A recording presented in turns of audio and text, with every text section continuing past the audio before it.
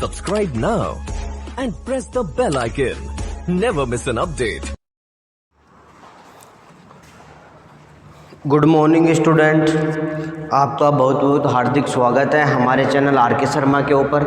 आज हम लोग बात करेंगे AHDP फर्स्ट ईयर के जो मैनेजमेंट का अपना चैप्टर चल रहा था। लास्ट चैप्टर आप लोगों से बात की थी, हमने पढ़ाया था नाड़ी दर। नाड़ी दर के बाद में अगला अपना जो चैप्टर आता है वह आता है पशुशाला, पशुओं के लिए आवास व्यवस्था। अगला अपना नया चैप्टर आता है पशुओं के लिए आवास व्यवस्था, पशुशाला। तो अपन बात करेंगे कि पशुशाला क्या होती है, किस प्रकार से बनाते हैं पशुशाला। पशुशाला तो बात करेंगे कि पशुशाला कितने प्रकार से बनाई जाती है, कौन कौन से पशुओं को रखा जाता है, किस प्रकार से पशुओं को रखा जाता है, इसके बारे में अपन लोग विस्तार पूर्वक अध्ययन करेंगे। सबसे पहले बात करते हैं पशुशाला। पशुशाला की आवश्यकता क्यों पड़ती है, उद्देश्य क्या है पशुशाला के, पशुशाला को बनाने की आवश्यकता क्यों पड़ती है। सबसे पहले मेन पॉइंट आ जाता है इसमें पशुशाला के उद्देश्य। उद्देश्य के अंदर अपन लोग बात करते हैं पशु को विपरीत मौसम से बचाने के लिए, पशु को विपरीत मौसम से बचाने के लिए पशुओं से अच्छा उत्पादन प्राप्त करने के लिए, पशुओं से अच्छा उत्पादन प्राप्त करने के लिए पशुओं को स्वच्छ एवं स्वस्थ रखने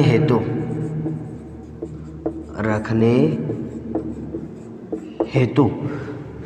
इसके बाद में अपन लोग बात करते हैं पशुओं की सुरक्षा हेतु पशु की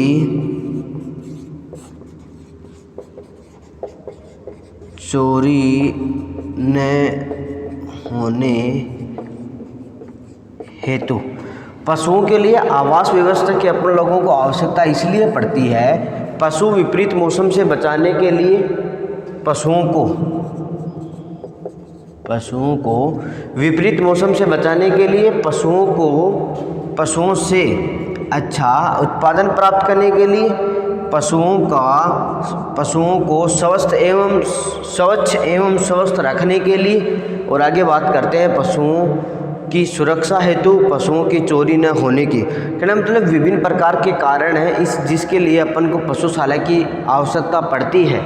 पशु को विपरीत मौसम, जैसे बात करते हैं सर्दियों के मौसम में पशुओं को ठंड लगती है, इससे ठंड से बचाने के लिए क्या करते हैं अपन लोग पशुशाला की व्यवस्था करते हैं, पशु आवास व्यवस्था करते हैं। गर्मियों के मौसम में गर्मी से बचाने के लिए 2 नंबर पे लिखा है कि पशुओं से अच्छा उत्पादन प्राप्त करने के लिए। बरसात का मौसम है, अगर पशु अपना बारिश में खड़ा है, कीचड़ में खड़ा है तो उत्पादन कम देगा, बीमारी फैलने की संभावना अधिक होगी। इसलिए पशुओं से अच्छा उत्पादन प्राप्त करने के लिए पशुओं को स्वच्छ करना मतलब पशुओं को हेल्दी स्वस्थ रखने के कारण, क्योंकि विपरीत मौसम में अगर पशु खड़ा रहेगा, बाहर खड़ा रहेगा तो कमज़ोर हो जाएगा, बारिश में बीमार हो जाएगा, जुकाम लग जाएगी, जिससे पशु का उत्पादन भी कम होगा, साथ में खुद स्वयं भी बीमार हो जाएगा, शरीर भी कमज़ोर हो जाएगा। पशुओं की सुरक्षा के लिए पशु को दूसरा कोई अन्य आवारा पशु वो मार ना गिरा सके, जो दूसरा अन्य पशु है वह किसी प्रकार से घायल ना कर सके, पशुशाला के अंदर ना आ सके लिए, इसलिए अपन लोग क्या करते हैं पशु आवास व्यवस्था बनाते हैं। पशुओं की चोरी होने के लिए, पशु चोरी हो जाते हैं, इससे बचने के लिए पशुशाला की व्यवस्था की जाती है। लास्ट में अपन देखते हैं साथ में पशुओं को साफ सुथरी आरामदायक जगह उपलब्ध करवाने के लिए, पशुओं को आरामदायक अच्छी साफ सुथरी जगह उपलब्ध करवाने के लिए पशुशाला की आवश्यकता पड़ती है। इसलिए अपन ने देखा कि पशुशाला की आवश्यकता विभिन्न प्रकार से अपन लोगों को आवश्यकता होती है, जिससे पशु का उत्पादन में किसी प्रकार की कमी ना आए, अच्छा से अच्छा उत्पादन अपन लोगों को प्राप्त हो सके। इसके बाद में अपन देखते हैं कि पशुशाला निर्माण की महत्वपूर्ण जानकारियाँ। पशुशाला बनाने के लिए अपन को कौन कौन सी महत्वपूर्ण जानकारियां वह रखनी चाहिए। पशुशाला निर्माण के लिए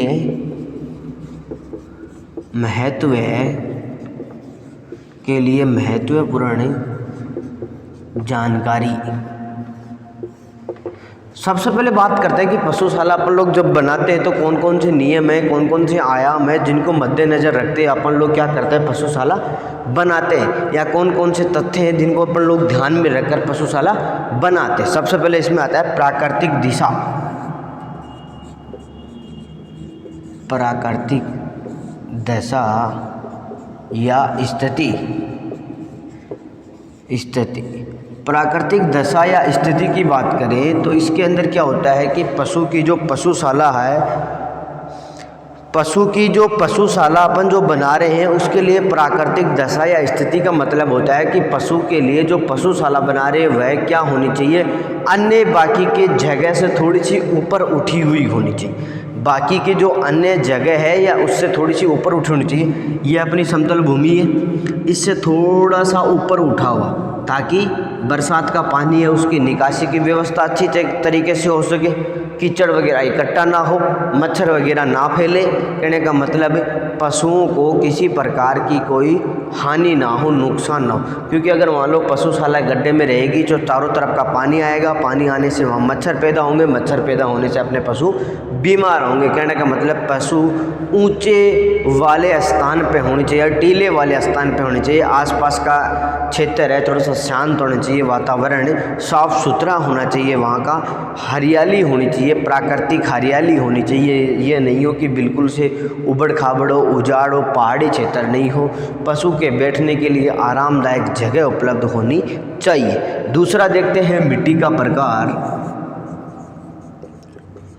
मिट्टी का प्रकार तो जिस जगह पर अपन पशुशाला बना रहे हैं वहाँ की मिट्टी दोमट प्रकार की होनी चाहिए। किस प्रकार की होनी चाहिए? दोमट प्रकार की होनी चाहिए, जिसमें कृषि भी की जा सके। क्योंकि पशुशाला बनाएंगे, पशु उसमें रहेंगे तो पशुओं के खाने के लिए हरे चारे भी उपलब्ध होना चाहिए।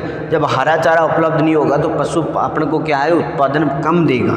इसलिए वहाँ पे क्या होना चाहिए, उपजाऊ मिट्टी भी होनी चाहिए, रेतीली मिट्टी नहीं होनी चाहिए। अगर रेतीली मिट्टी होगी तो पशु के जो पैर है वो ज़मीन के अंदर धंसेंगे, जिससे पशु चलने में, उठने में, बैठने में दिक्कत आएगी। चलने में दिक्कत आएगी, बैठने में तो अच्छी रहती है दोमट में ये रेतीली मिट्टी, परंतु जब पशु चलता है तो उसके पैर अंदर धंसते हैं। इसलिए किस प्रकार की दोमट प्रकार की मिट्टी होनी चाहिए जिससे अपन को उपजाऊ भी अच्छी मिल सके और पशु के चलने फिरने में भी किसी प्रकार की कोई दिक्कत ना हो सके। आगे अपन बात करते हैं, तीसरा अपना जो पॉइंट आता है वह आता है सूर्य का प्रकाश। सूर्य का प्रकाश तो बात करते हैं कि पशुशाला उस जगह पर बनाई जाती है जहाँ पर सूर्य का प्रकाश अच्छी तरीके से सीधा किरणों से आ सके, जिससे पशुशाला निसंक्रमित हो सके। क्योंकि गाय भैंस पशु में शाला के अंदर जब पशु रखते हैं तो उनके जो पेशाब वगैरह, यूरिन वगैरह उस जगह से वहाँ की मिट्टी गीली हो जाती है, सड़न हो जाती है, बदबू आने लग जाती है।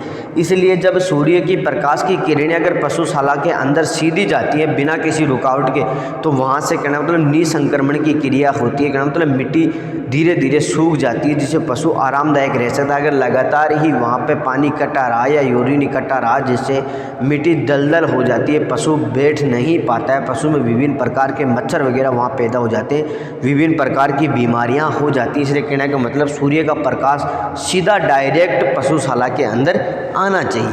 4 नंबर पे बात करते हैं पानी की पूर्ति। पानी की आपूर्ति। पानी की आपूर्ति से मतलब है कि पशुशाला उस जगह पे बनाई जाती है जहाँ पे मीठा पीने योग्य पानी हो, साथ साथ में कृषि के लिए भी। क्योंकि पशुशाला बना रहे हैं तो वहाँ पे जब पशु रखेंगे तो उनके प्रतिदिन जितने पानी की आवश्यकता होता है उतना पानी वहाँ पे उपलब्ध होना चाहिए। साथ साथ में जो हरे घास वगैरह अपन लोग उगा रहे हैं तो हरे घास में पानी देने के लिए पानी की व्यवस्था होनी चाहिए, ना कि एक अपन ने पशुशाला बना दी वहाँ पे पानी नहीं है। अगर पानी नहीं होगा तो पशु के जो अहम कार्य हैं, हैं, प्रतिदिन पशु को जो पीने के लिए पानी पिलाया जाता है वह भी अगर अब दूर से लेकर आने पड़ेंगे तो वहाँ पे पशुशाला सक्सेस नहीं हो पाई जाएगी। किसान है, पशुपालक है, वह आर्थिक हानि उसको ज़्यादा होगी। इसलिए जहाँ पर भी पशुशाला बनाए वहाँ पे पानी की आपूर्ति अच्छी तरीके से होनी चाहिए ताकि साथ साथ में कृषि भी की जा सके। लास्ट में 5 नंबर पॉइंट आता है बाजार से दूरी। बाजार से दूरी, बाजार से दूरी का मतलब होता है कि पशुशाला बाजार से इतनी पास या निकट होनी चाहिए कि पशुओं से प्राप्त उत्पाद को उचित समय पर मार्केट में पहुंचाया जा सके। बाजार से अगर दूरी अधिक होगी, अगर यातायात का साधन नहीं होगा, रास्ता सही नहीं होगा, सड़क नहीं होगी, तो पशुओं से प्राप्त होने वाले उत्पाद है उनको अपन लोग उचित समय पर मार्केट में नहीं पहुंचा पाएंगे, जिससे अपन को क्या होगा, आर्थिक नुकसान होगा, आर्थिक हानि होगी। पशुओं से दूध प्राप्त हो रहा है सुबह के टाइम पे, अगर मॉर्निंग के टाइम में दूध अगर मार्केट में नहीं पहुंच पाएगा तो पशुओं से प्राप्त होने वाली इनकम अपन लोगों को प्राप्त नहीं होगी। लंबे दूरी होने की वजह से वह रास्ते में ही खराब होने की संभावना रहती है।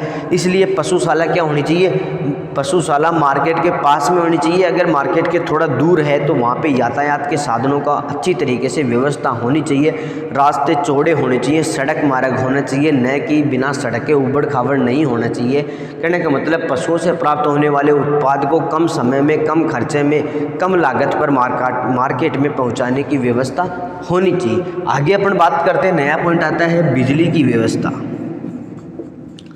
बिजली की व्यवस्था, पशुशाला के अंदर विद्युत बिजली की व्यवस्था, लाइट की व्यवस्था होनी चाहिए, क्योंकि आजकल जो अधिकांश कार्य करने के लिए जिन मशीनों का उपयोग किया जाता है, जैसे बात करते हैं चारा काटने के लिए मशीन का उपयोग करते हैं, चारा काटने के लिए मशीन का उपयोग करते हैं, पशुओं से दुग्ध निकालने के लिए दुग्ध मशीन का उपयोग करते हैं। ये मशीनें क्या विद्युत से संचालित होती है। साथ साथ में पशुशाला के अंदर रात को प्रकाश मतलब लाइट की व्यवस्था, उजाला करने के लिए किसकी ज़रूरत पड़ती है, बिजली की आवश्यकता पड़ती है। इसलिए अपन को पशुशाला के अंदर क्या होना चाहिए, बिजली की अच्छी तरीके से व्यवस्था होनी चाहिए। लाइट का मुख्य तो प्रबंध है वह अच्छी तरीके से होना चाहिए, क्योंकि आजकल प्रेजेंट टाइम में अधिकांश जो यंत्र है या जो मशीनरी है वो क्या विद्युत से संचालित होती है।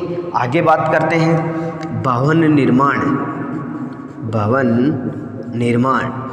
भवन निर्माण की बात करते हैं तो भवन को इस प्रकार से निर्माण करवाना चाहिए कि कम खर्चे में भविष्य में अधिक पशुओं को बढ़ाया जा सके। जैसे बात करते हैं अभी प्रेजेंट टाइम में अपन ने 100 पशुओं के लिए पशुशाला बनाई है, 100 पशुओं के लिए पशुशाला बनाई। मान लो आगे भविष्य में अपन को 50 पशु और उसमें बढ़ाने हैं तो कितने पशु हो गए, 150 पशु हो गए। 150 पशुओं के लिए भवन निर्माण इस तरीके से बनाना चाहिए, कम खर्चे वाला इस तरीके से बनाना चाहिए कि उसको कम खर्चे में आगे बढ़ाया जा सके। क्योंकि अपन लोग अगर पक्का निर्माण कर देंगे तो उसको तोड़ फोड़ नहीं कर सकते, अगर तोड़ फोड़ करते हैं तो उसमें खर्चा अधिक आता है। इसलिए क्या करना चाहिए, भवन निर्माण को आगे की जानकारी, आगे भविष्य को ध्यान में रखते हुए अपन को निर्माण करना चाहिए।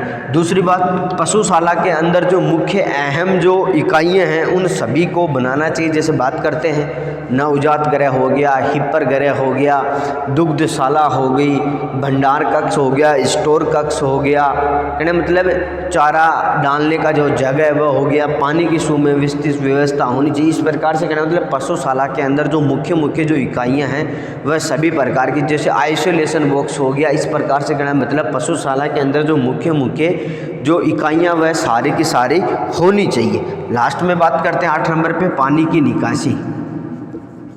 पानी की निकासी, पशुशाला के अंदर बरसात का पानी इकट्ठा अंदर ना हो इसके लिए उचित तरीके की व्यवस्था होनी चाहिए। पशुओं से प्राप्त होने वाले यूरिन है, पेशाब है, मूत्र है, वह भी क्या होना चाहिए, पशुशाला से तुरंत बाहर निकलना चाहिए, न कि वहाँ पे इकट्ठा रहेगा। अगर वहाँ पे इकट्ठा रहेगा बीमारियाँ उत्पन्न होंगी, बीमारियाँ उत्पन्न होने से पशु के जो स्वास्थ्य है उस पर विपरीत प्रभाव पड़ेगा।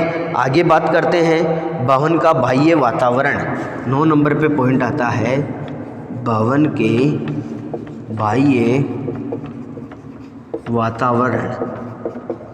अगर भवन के जो बाहर का जो वातावरण है वो कैसा होना चाहिए, साफ होना चाहिए, सुंदर होना चाहिए, हरियाली युक्त होना चाहिए। अगर हरियाली नहीं रहेगी तो गर्मियों के मौसम में अधिक लू चलने से पशु क्या होंगे, बीमार होंगे।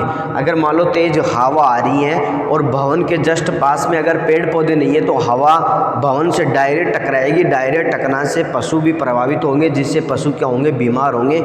इसलिए भवन के चारों तरफ या भवन के दूसरी साइड में या दूसरी तरफ अपन को क्या होना चाहिए, पेड़ पौधे होने चाहिए, ताकि जिससे पशुओं को क्या मिल सके, हरियाली मिल सके, छाया मिल सके, जिससे पशु बाहर खड़े भी हो सकें। इसलिए बाहर का वातावरण कैसा होना चाहिए, साफ़ सुथरा होना चाहिए। भवन के आसपास में गंदा पानी इकट्ठा नहीं होना चाहिए। आगे बात करते हैं पशुशाला निर्माण से लाभ। निर्माण से लाभ के बारे में आप लोगों ने मैंने पहले उद्देश्य में बता दिया है।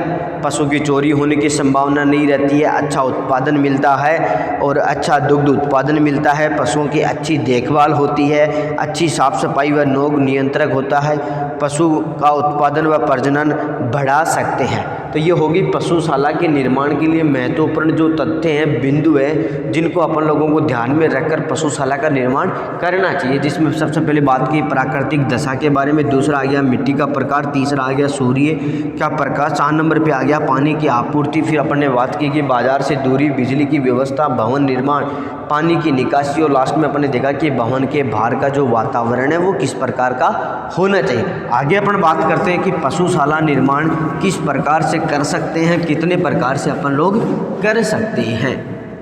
तो आगे अपन बात करते हैं पशुशाला के प्रकार। पशुशाला के प्रकार, पशुशाला के प्रकार की बात करें तो पशुशाला 2 प्रकार की होती है। कितने प्रकार की? 2 प्रकार की। एक आता है बंद आवास व्यवस्था, बंद आवास व्यवस्था, और दूसरी आती है खुला आवास व्यवस्था, आवास व्यवस्था। बंद का मतलब ये नहीं होता है कि वह आवास व्यवस्था जो चारों तरफ से ढकी हुई हो। जैसे बात करते हैं ये अपना क्या है, पशुशाला है। इसका मतलब ये नहीं होता है बंद आवास व्यवस्था में कि ये पूरा अच्छी तरीके से क्या हो, ढका हुआ हो। खुले आवास व्यवस्था का मतलब ये नहीं होता है कि ये पूरा संपूर्ण रूप से खुला हो। इसके अंदर बंद और आवास व्यवस्था का जो विवरण किया गया है, जो चर्चा की गई है, वह की गई है पशुओं को रखने के आधार पे। जैसे बात करते हैं बंद आवास व्यवस्था में क्या करते हैं, पशुओं को एक जगह बांध कर रखा जाता है। खुली आवास व्यवस्था में क्या किया जाता है, पशुओं को बांधा नहीं जाता है, बल्कि मुक्त रूप से, स्वतंत्र रूप से खुला छोड़ दिया जाता है। जो चारों तरफ की अपनी सीमा होती है, इसके अंदर मुक्त रूप से, खुले रूप से छोड़ दिया जाता है। और बंद आवास व्यवस्था में क्या किया जाता है, एक विशेष रस्सी की, कहने मतलब एक विशेष पद्धति के द्वारा उनको बांधकर पाला जाता है। आगे अपन बात करते हैं पशुशाला के अंदर बंद आवास व्यवस्था की। सबसे पहले बात करते हैं बंद आवास व्यवस्था। तो बंद आवास व्यवस्था में मुख्य पॉइंट तो ये आ जाएगा कि बंद आवास व्यवस्था में पशुओं को एक जगह पर बांध कर पाला जाता है, एक जगह पर बांध कर पाला जाता है। और दूसरी बात करें तो खुली आवास व्यवस्था में, इसमें पशुओं को एक जगह बांध कर नहीं, बल्कि मुक्त रूप से, स्वतंत्र रूप से, अलग रहकर, स्वतंत्र रूप से रखकर पाला जाता है। बंद आवास व्यवस्था की बात करें, अब बंद आवास व्यवस्था के प्रकार की बात करें, भागों की बात करें। बंद आवास व्यवस्था में पशुओं को बांधने के आधार पर इनको 2 भागों में बांटा गया। कितने भागों में बांटा गया? 2 भागों में बांटा गया। सबसे पहले बात करते हैं आमने सामने, या इसको बोल सकते हैं मुँहे से मुँहे। चलो इससे पहले अपने बात कर लेते हैं दूसरा एक बार। बंद आवास व्यवस्था को 2 भागों में बांटा गया है। एक नंबर पे आता है एकल पंक्ति विधि द्वारा, एकल पंक्ति विधि द्वारा। दूसरा आता है द्विपंक्ति विधि द्वारा। और द्विपंक्ति विधि फिर 2 प्रकार से आती है, मुँहे से मुँहे विधि, और दूसरी आती है पूँछ से पूँछ विधि, पूंछ से पूछ विधि। आगे बात करते हैं एकल पंक्ति का मतलब तो ये हो गया कि ये अपनी क्या है, पूरी पशुशाला है। क्या है? पूरी पशुशाला है। इसमें अपन लोग क्या करते हैं, जैसे यहाँ पे पशुओं को रखते हैं, इस प्रकार से एक विधि है।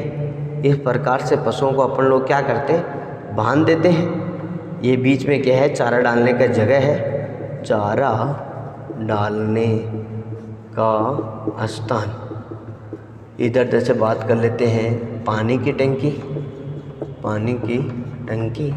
इधर जैसे बात करते हैं दुग्धशाला, अलग अलग हो गई है। इधर जैसे बात करते हैं नवजात कक्ष, और इधर बात कर लेते हैं आइसोलेशन बॉक्स।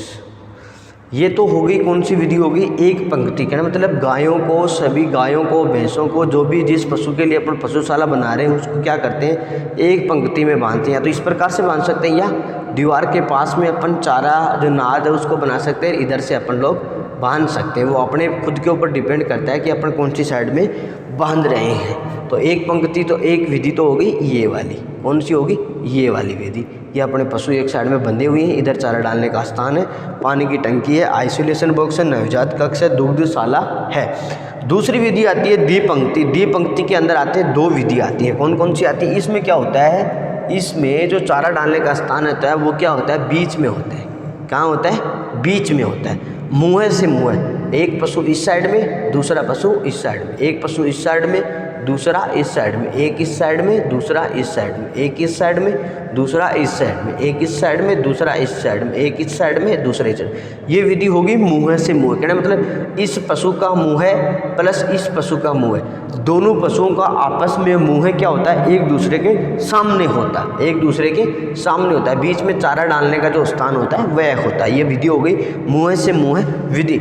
दूसरी बात करते हैं पूंछ से पूंछ। इस विधि में क्या होता है, पूंछ से पूंछ वाली में ये होता है कि चारा डालने का स्थान ये हो गया, दूसरा चारा डालने का स्थान इस साइड में बना देते हैं। इस साइड में पशु का मुँह होता है, इस साइड में मुँह होता है, क्योंकि जिस साइड में मुँह होगा उसी डाल में तो चारा खाएगा। इस साइड में मुँह, इस साइड। दूसरा पशु होगा उसका मुँह इस साइड में होगा, पीछे का इस साइड में, क्योंकि चारा डालने की जगह ये है इसलिए। इस प्रकार से तो कहने का मतलब इस पशु का ये पीछे का हिस्सा, इस पशु का ये पीछे का हिस्सा, दोनों के बीच में क्या हो गया, पूंछ से पूंछ। इसकी पूंछ ये, इसकी पूंछ ये। कहना मतलब आपस में पूंछ से पूंछ एक दूसरे के आमने सामने रहती हैं, बल्कि मुँह विपरीत दिशा में रहते हैं। तो ये दूसरी विधि हो गई। दूसरा अपना आवास व्यवस्था आता है, खुली आवास व्यवस्था। खुली आवास व्यवस्था में किसी भी प्रकार के लिए कोई चारा वारा बांधने के लिए फिक्स नहीं रखा जाता है। बीच में या तो दीवार पे या बीच के अंदर चारा डालने का स्थान होता है। बाकी पशुओं को क्या रखा जाता है, खुला रखा जाता है। जहाँ मर्जी वहाँ घूम सकता है, जहाँ मर्जी वहाँ बैठ सकता है। पशुशाला के अंदर विभिन्न प्रकार की इकाइयाँ होती हैं, जिनके बारे में अपन लोग सबके बारे में एक एक के बारे में आगे चर्चा करेंगे कि यह इकाई क्या काम आती है, यह इकाई क्या काम आती है, जिनके बारे में सबके बारे में अपन लोग अलग अलग चर्चा करेंगे। बात करते हैं जैसे पशुओं के लिए पशुशाला के अंदर, जैसे आप बात करते हैं मुख्य तौर के ऊपर। एक बार जैसे इसको मैं साफ़ कर देता हूँ, फिर आपको बताता हूँ। मुख्य रूप से जैसे विशेष तौर पे अपन लोग बात करते हैं, ये अपना क्या हो गया, पशुशाला हो गई। क्या हो गई, पशुशाला हो गई। ये पूरी क्या हो गई, पशुशाला। इसमें मैं आपको बंद और खुला नहीं बता रहा, मुख्यतः क्या बता रहा हूँ, पशुशाला बता रहा हूँ। इसमें क्या करते हैं, यहाँ पे चारा डालने का स्थान, चारा डालने का स्थान। यहाँ पे क्या करते हैं, पानी का हौद, पानी का हौद। यहाँ पे क्या करते हैं, भंडार कक्ष। यहाँ पे क्या करते हैं, चारा कक्ष। क्या करते हैं, चारा कक्ष। यहाँ पे क्या करते हैं, पशु के बैठने का स्थान, बैठने का स्थान। और इसके बाद में यहाँ छोटे छोटे कक्ष बना देते हैं अपन लोग खूब सारे, जिसमें जैसे दुग्धशाला हो गया, ये नवजात कक्ष हो गया, ये अपना हो गया आइसोलेशन बॉक्स हो गया। यह अपना जैसे इस साइड की बात करें, ये खुली जगह पशु के लिए घूमने फिरने के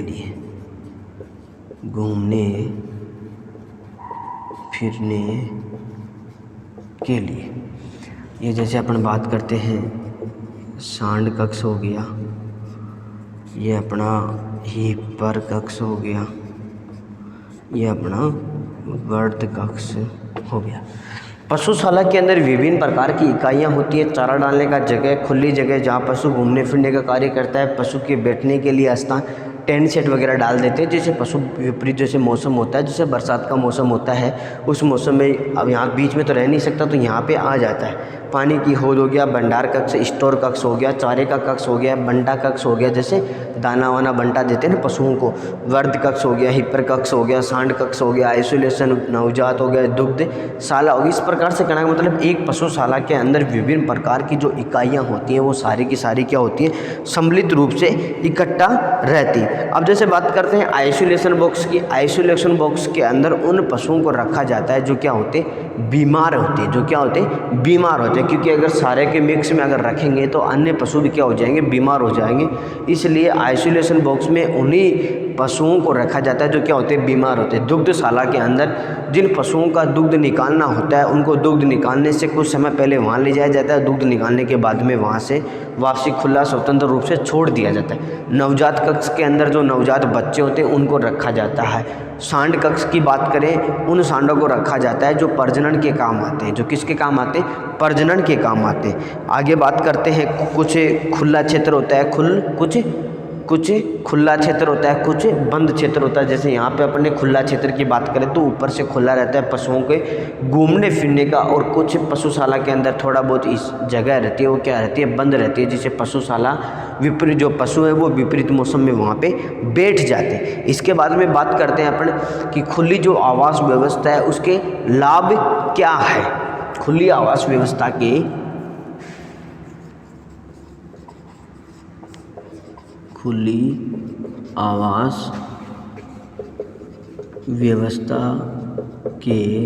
लाभ।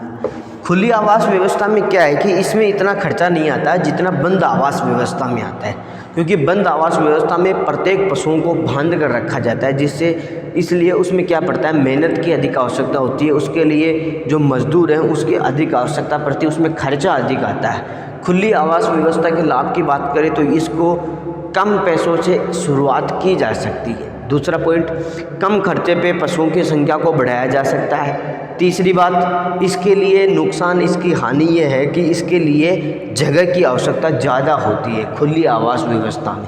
मतलब इसको ग्रामीण क्षेत्र है वहाँ पे इसको शुरुआत कर सकते हैं, जबकि शहरी क्षेत्र में इतनी, क्योंकि शहरी क्षेत्र में इतनी जगह नहीं मिल पाती है जितनी खुली आवास व्यवस्था में ग्रामीण क्षेत्र में अपने को मिलती है। दूसरी बात करें तो जो बंद आवास व्यवस्था है उसमें आसानी से पशुओं की संख्या को नहीं बढ़ा सकते, क्योंकि जैसे मान लो अपन ने यहाँ पे अगर मान लो 10 पशुओं को बांधने की व्यवस्था कर रखी है, 10 पशु और आगे, तो उनके लिए अपन को अलग से दूसरे बनाने की आवश्यकता पड़ती है। जबकि खुली आवास व्यवस्था में कोई फ़र्क नहीं पड़ता है, अगर 10 पशु रह रहे हैं तो उसके अंदर अपन लोग 5 पशुओं को और भी रख सकते हैं।